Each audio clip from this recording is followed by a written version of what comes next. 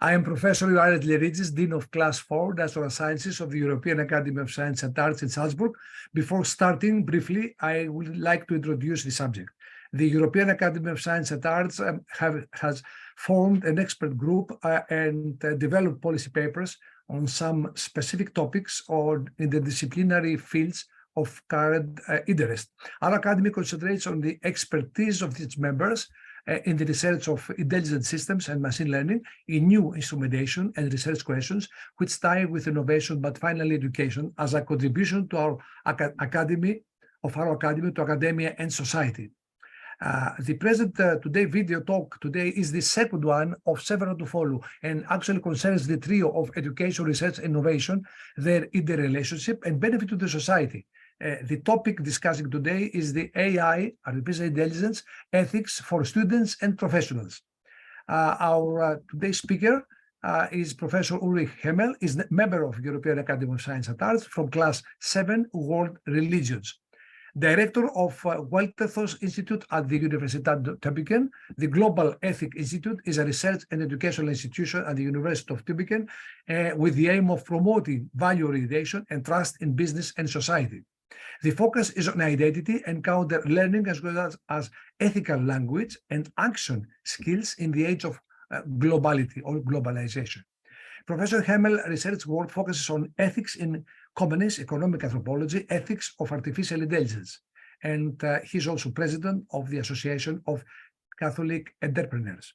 Thus, Professor Hemel is the most suitable colleague to speak about AI ethics, which should become an inseparable part of education in school and university syllabuses, and this establishes the basis upon which later professional activities, research, innovation may apply, resulting after all, to a profit of the society and humanity as a whole.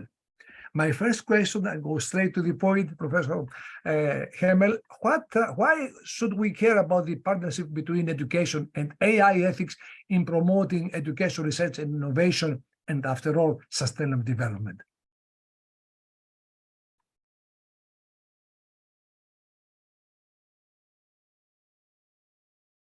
We cannot hear because you are unmuted. Okay. All right. Sorry about that. Okay. Thank you very much for your question. I think we should include digital learning as a program in schools and university because it is simply inevitable. We live now in a hybrid world, which means we cannot imagine anymore in our countries a life without AI. You look, we have now, we are dressed, we have a shirt and so on, and we find this is natural. Really, it is technology. We could talk in the same way if we were naked, but you don't do it. And the same thing is, if I go out of my home without this device, I forget it. I go back from my car, back to the home and say, oh, I forgot my iPhone. And I feel sort of funny, yeah, because we are already acquainted to this kind of world. And this already contains a lot of AI, but it's only part of that because we have many application fields like in the medical field, in the transportation field, in the social media field. But as we cannot avoid it, we have to deal with who are we and what do we want to do in the digital world. And this is a task for parents, for schools, and also for universities. Thank you. In that case, what is the difference then between human beings who are thinking about all these things and a machine, in the sense of exploiting development and progress? Let me come back to the first question and then go to this one. As we are human persons, and this is also a core of the answer to your second question, is we have to decide for ourselves. And in education, I think it is very important to keep in mind something which we mentioned in the European data literacy chart. Data literacy, what does it mean? It means answering for yourself and in your group a simple question. What do I want to do with the data? What can I do with the data? What should I do with the data? And what must I not do with these data? This, of course, is an ethical consideration because it means, what is it, what we should do with the data? And now coming back to your question with the AI, what distinguishes human persons and AI? I think, first of all, there's one advantage for the AI. It's simply quicker. For cognitive operations, it's quicker than the human mind. We have to learn that. But we have also learned that cars can run quicker than human beings. So we can also learn that computers and digital devices can do certain things quicker than we can do. But we have to learn about the social consequences of that. And we have to learn what is the difference between a digital device, a computer, an AI, and the human being. Now, first of all, I think there is a very important thing. We are, as human beings, we are bodies and we are persons. It means that we have, different from an AI, we have something what is called a rich context. What is that? An AI, a program, has an aim. We have weak AI, which helps you to fulfill certain tasks, and we have strong AI, like the androids, like in the aging research, the smart companions, and so on. And you see that also in the films, in the cinema. But generally speaking, we talk about machine learning when you have a certain universe of data. And this universe of data, these are your training data. And from these training data, you learn to fulfill a certain task. And this is independent learning in several levels of machine learning. Human beings are a little bit different.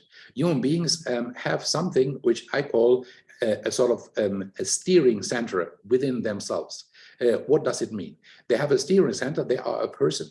And human beings don't only have this rich contextuality in their life history, but they have also the steering center. I want to explain both. With a rich context, we know now it is afternoon. We know that we have met in this meeting. This is not important for the meeting, but it's something which is on a second layer of our consciousness. We also know that we shall do something in this evening, for example, for another conference or meet with a friend and so on. We know that already. So what we do have as human persons, we always have something which is the space of the immediate and further future, and the space of the immediate and further past. This is our individual past, but as we are also in a culture, it can also be a cultural past, thousands of years. You know that very well, also personally. And so this is something which is all flowing into our mind. It is what I call a non-relevant context, so to say, if you speak in an AI language, because for fulfilling a program, it's not important that you know what I had for breakfast. But as human beings, it is part of our, we are thinking bodies, we are part of that, and it's part of our life. But what is the most important difference? I think the difference is that human beings are contradictory. Now you would say, what does it mean? Contradictory? Is that something positive? Yes and no, because if you ask men, they will not find, nobody told me that they know even one woman not to be contradictory. If you ask women, they don't find not one person, non man who is not contradictory. So we are contradictory as human persons. Why? Because in the mid of an action, we can change our mind. I could now stand up and go away and say, no, I have another idea. I will not continue this conversation. This is something we can do as persons. Why is it so? Because we can determine about the stop of the execution of a program while we are doing the execution. We can change the direction of our program while we are doing the execution of a program. This is something AI would never do, because nobody would like to construct contradictory AI. Why is it important? It is not only about being contradictory, it is also something what I would call the situational competence. What is it? Situational competence is the flexibility in different situations. And you can measure that. We know that human beings, for example, evaluate very low and very high probabilities differently from machines. Let me say, if you put it empirically, wrong. But if it would not be like that, nobody would play Toto or Lotto. You know, this is also something which is interesting in the human being. But this ability to have this situational flexibility is part of what we call the freedom. And this is important because we are not simply derived from machines, and we should have a picture of human beings, which is not simply a deficit AI. Because if we are going wrongly into the direction, we only see, they can do cognitive performance better than human beings, so human beings is like a secondary AI. No, we are not. We are human beings. And we are not as quick as cars. We are not as good in performing cognitive tasks as AI, but we are human beings. This means we have this self-conscience and self-determination. We are the navigators of our own life history. We are the navigators of our own life history. I take this last sentence of yours, and also the flexibility that distinguishes us with machines, which is the freedom. And let us turn now to the practical, actions in life. How personal actions may have an ethical dimension in the school years and professional actions. First of all, I think there is not such a thing like a situation without an ethical content. Not everything is important. But here again, we come back to what is important for human beings and also for schools, because we learn something about ourselves. And I think here we should also introduce the concept of learning itself. You are from, at least originally from Greece, and Athens is the capital of Greece. Okay, this is something I can learn. This is learning one. Computers, AI is better than we are in this field of learning. Second, if I say the word for bread and the German word Brot, it sounds similar, and someday I can understand, it sounds similar for a reason, because it's the same language family, so to say. Interesting. So I understand that, and many other things. And this understanding learning, the hermeneutical key, is something machines cannot do as well, but they can emulate. So for the human being, it looks like if they could do it. So this is something of the temptations and of the challenges of these times, because sometimes we have an interaction, the machine-human interaction, which looks like human-human interaction. If we look to the digital world, we know already now we have more machine-machine interactions than machine-human interactions and human-human interactions. This is simply physics, this is simply our data world. But the funny thing is that we have sometimes the so-called near persons or pseudo persons in the digital world, which function as if they were persons.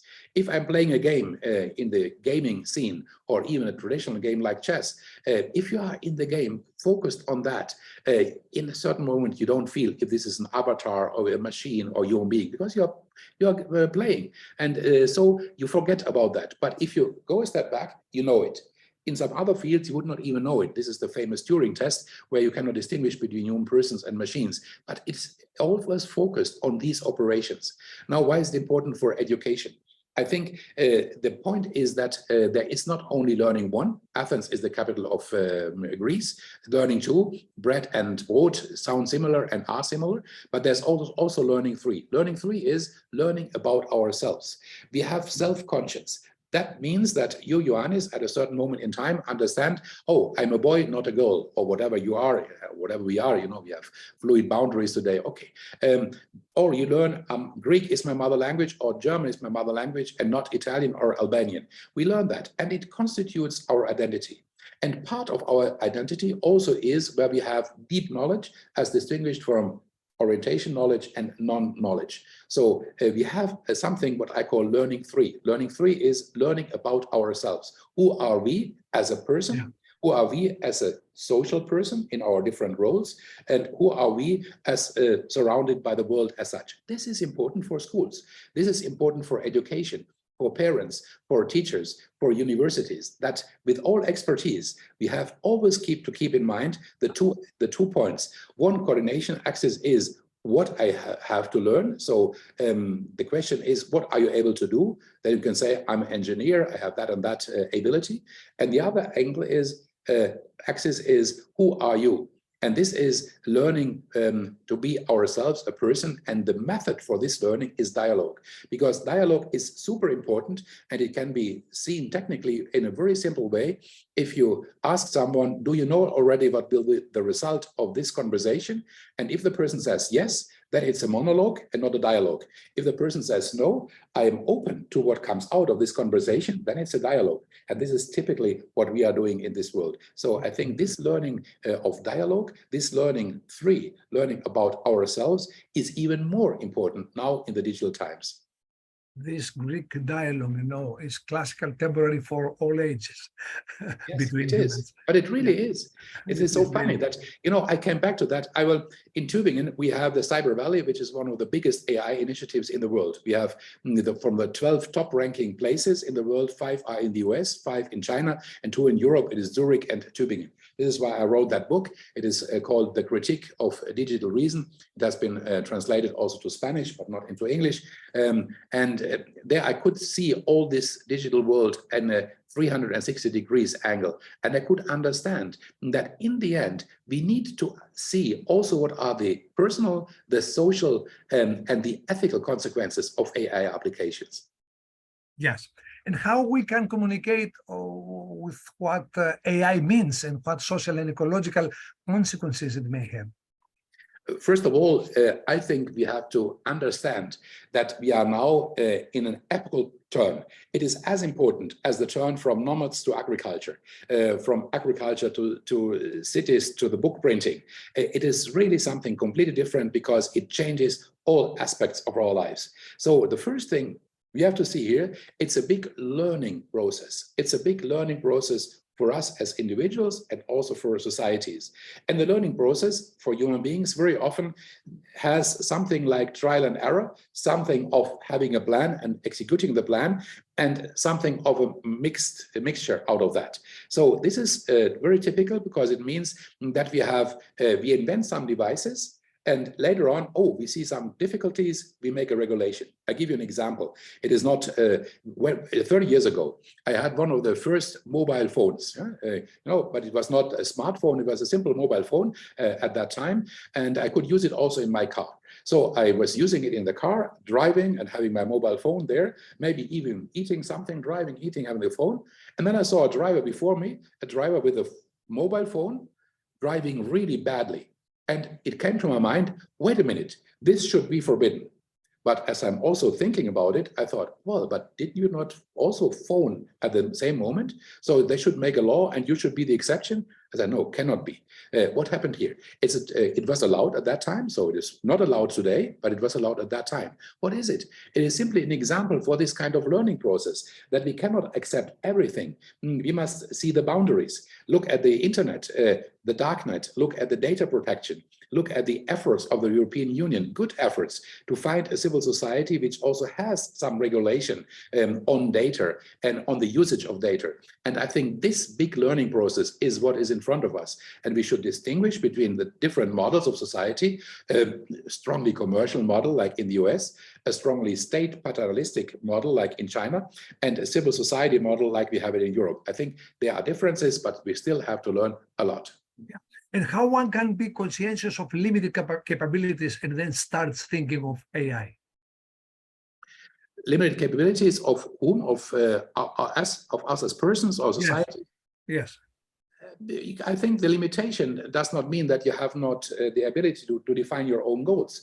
We do have a goal. We do have a goal, for example, in saying we want to make a human usage of technology. So what we need is a movement towards human dignity-based usage of technology. You don't need to be the most intelligent person in the world to understand that if you take a hammer, of course you can you can make a damage, but you can also hammer a nail into the wall. So what we have to learn as individuals and as society, what is the right usage and where is a boundary which we cannot accept. And this is a learning process. Sometimes the boundary will be too narrow. We say, oh no, we have made a mistake. Sometimes it's too wide. No, we cannot accept it. We have to readjust that. So this is, and we cannot avoid it. It is simply a process of learning and copying. And that's exactly what we are doing. And even I give you an example. When we have these research applications in the Cyber Valley, and then they discussed it, and I had the chance of helping to establish a public advisory board,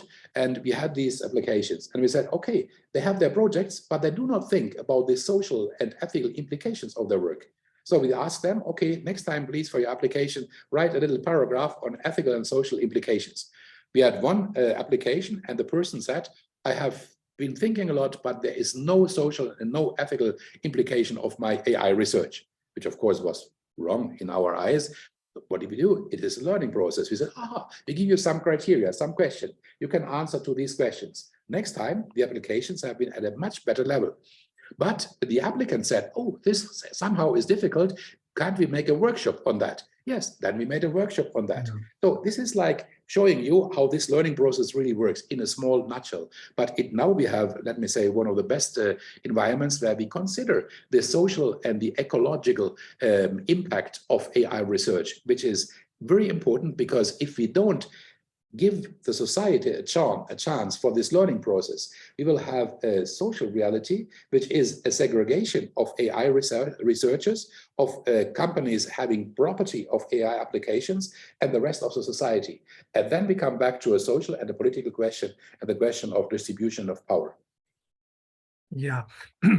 Yes, the conscientious limited capabilities, of course, would be of self-evident and on a short time interval, impacts and consequences, but there are also to realize limited capabilities for long-term developments that are unknown to us at the present. So Yes. then starts, thinking the AI as a process, which again must be controlled and orientated by the human brain. But look, Ioannis, let me say just one comment here, because in my research, I found there is a huge catastrophic competence of human beings. Now, this sounds funny. And in the beginning, I thought, oh, it is the competence of overcoming a catastrophe. But later on, I reflect and say, oh, unfortunately, the human being really is good both in creating catastrophes, but also in overcoming catastrophes. It is the ambivalence of our human existence to have really both in the catastrophic competence, creating and overcoming competences. So the muddling through really is a core competence of human beings. Yes, I understand. Yes, I accept that. Actually, it reminds me, it records me, some ancient Greek pre-Socratic philosophers like Heraclitus and Aristotle as well. Well, one must know then the limits of work and project, but how is this connected to digital fairness and ethics? Look, it is connected to ethics because ethics, first of all, would like to ask, what is it what we should do? But what we should do as persons and as organizations. And so this is the part of the data literacy, which I explained before. But we also have ethical implications for organizations and for companies. And here comes a term which I would like to evaluate, which is digital responsibility and digital fairness. Now, digital fairness especially is something I recommend very strongly for organizations and companies, because fairness is a value which can only be assigned from outside.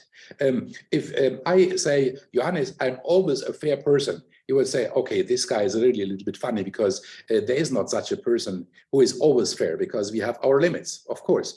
But if other persons would say, no, Ioannis really is a fair person, you would accept that and would even try to become better. So the point is, if we want to stimulate a behavior in organizations and in companies that they behave in a good way, then we should have that, raise the bar and say, look for digital fairness. What is it?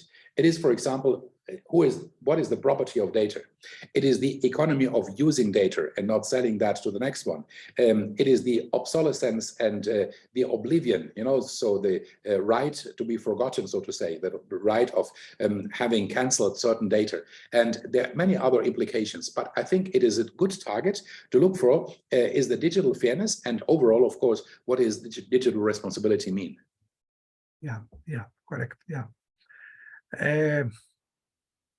If we can ask, is it possible to invest in ability to speak and act ethically, especially at the currently hugely developed AI systems?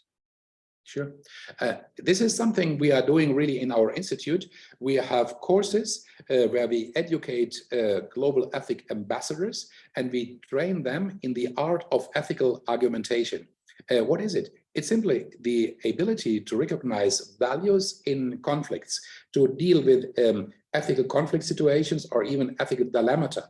But you can learn that. And we have made a toolbox of main methods for that: the value clarification, the discussion of principles, the assessment of consequences, the analysis of risk and benefits, and many, many other methods. But basically, it's 4 or 5 methods which you really can learn and assign.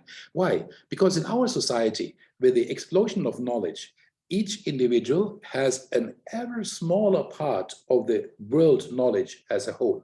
So we have to navigate in an ocean of non-knowledge of ourselves. We have to define where do we have deep knowledge, and we assign that to others, and we can say, okay, can I trust this person? So in the end, it comes back to the ethical and to the social part, and we have to deal with this. This is, again, a learning process, how to behave in such an ambivalent and enormously challenging environment. But I think we can do that, and we do it with these courses, with creating a community, and with in enhancing the art of ethical argumentation. Why? Because even society today wants from the politicians, from the company leaders, they want that they give you answers to what are your values? What are your goals? So we must be able to communicate in the ethical field. So I think this is also applicable to the field of AI and in the digital world.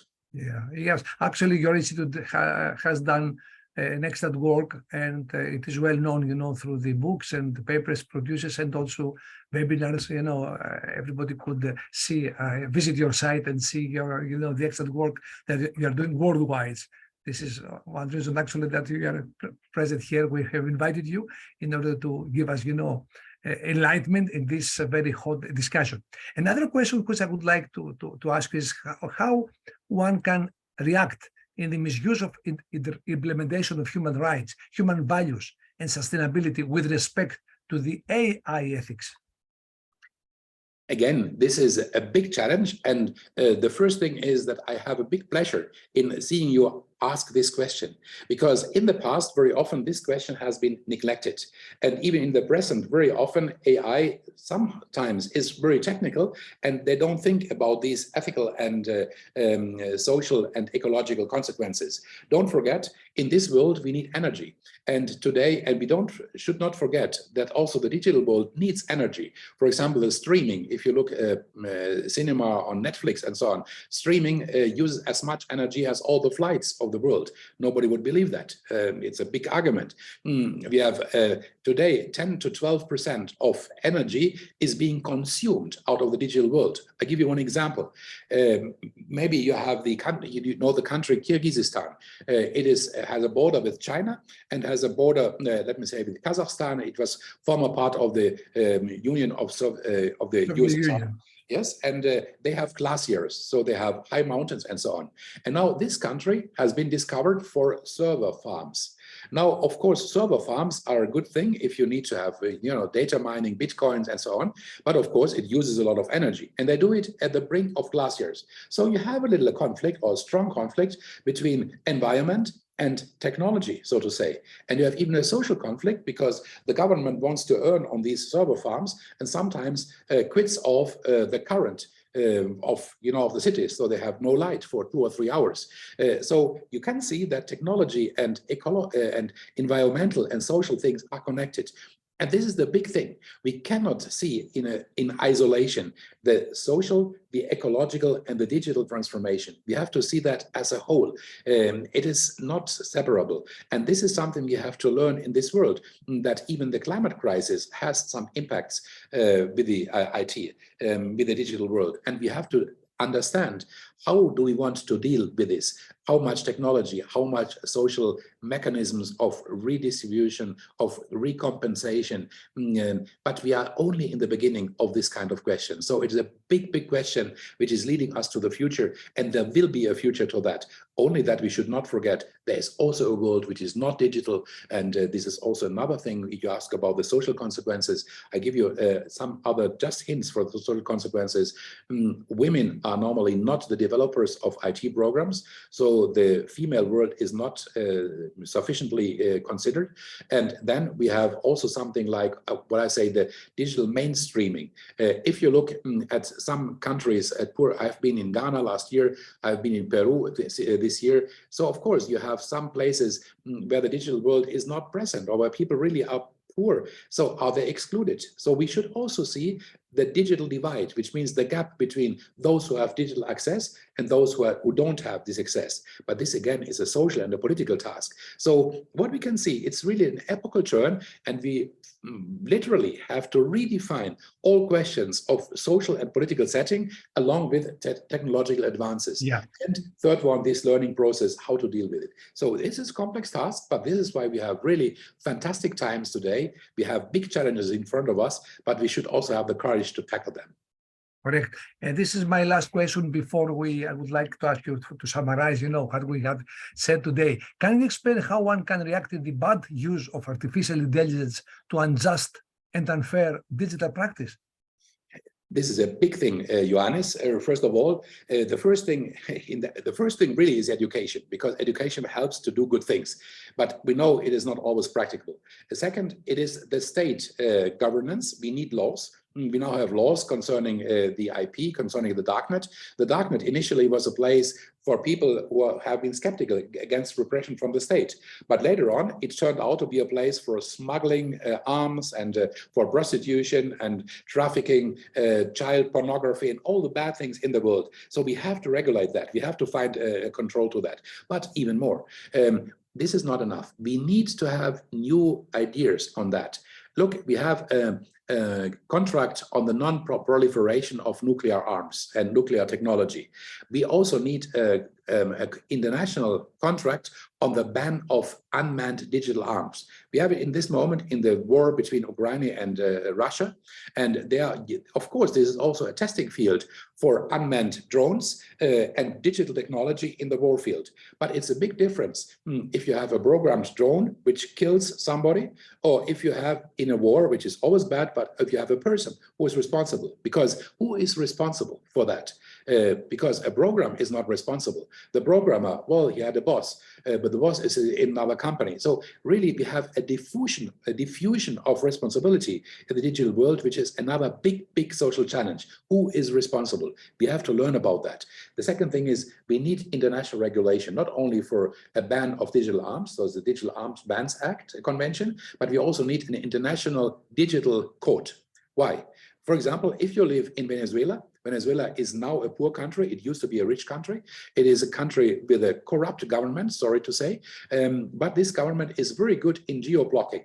So if you want to make a manifestation, you know, a public meeting, and you place it on the digital Facebook and media, social media, they will not attend you because they will find out and they will destroy this information. So it is like geo-blocking.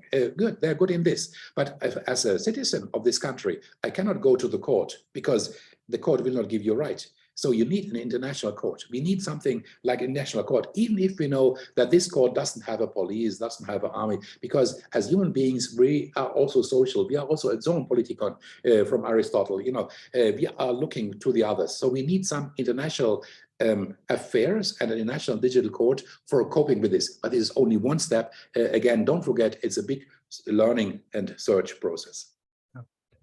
Well, Professor Hemel, they are very wise the recommendations and practices we have just said.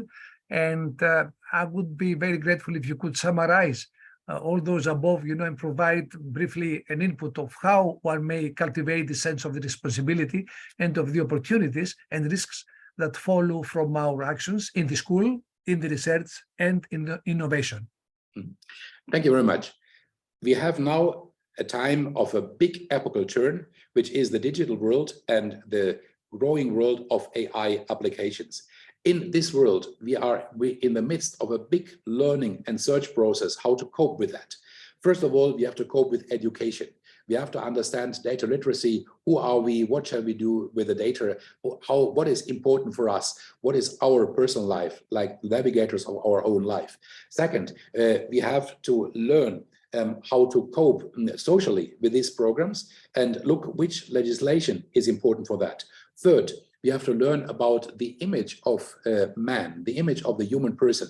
And I think this is the most important thing. We are not simply a deficit AI, we are human persons with the ability to steer ourselves and to reprogram ourselves. So we must learn to use technology as a tool and not as a means, and not as the world governance, so to say, which you can see in some of the cinemas and novels. This is not the case, but we should learn about that. And so I think it is fascinating to see that with the new world of AI, big possibilities. Yes, we do have challenges, ecological challenges, social challenges, political challenges, but we have also big possibilities of learning much more how to live in a peaceful world with shared values and with values which promote to the humanity, because this is the humanistic imperative of artificial intelligence. Does a device promote, or does it constitute an obstacle to the development of humanity? So it's a humanitarian view of AI, which in the end is proposed for the benefit of humanity.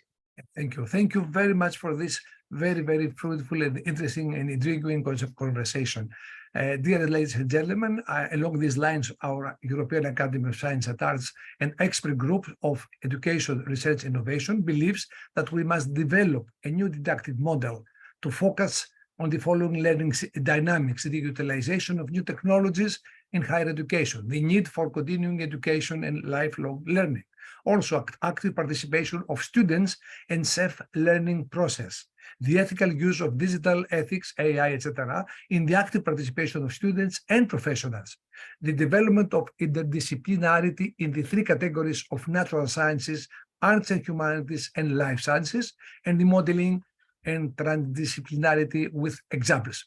Thank you very much for your attention. Thank you.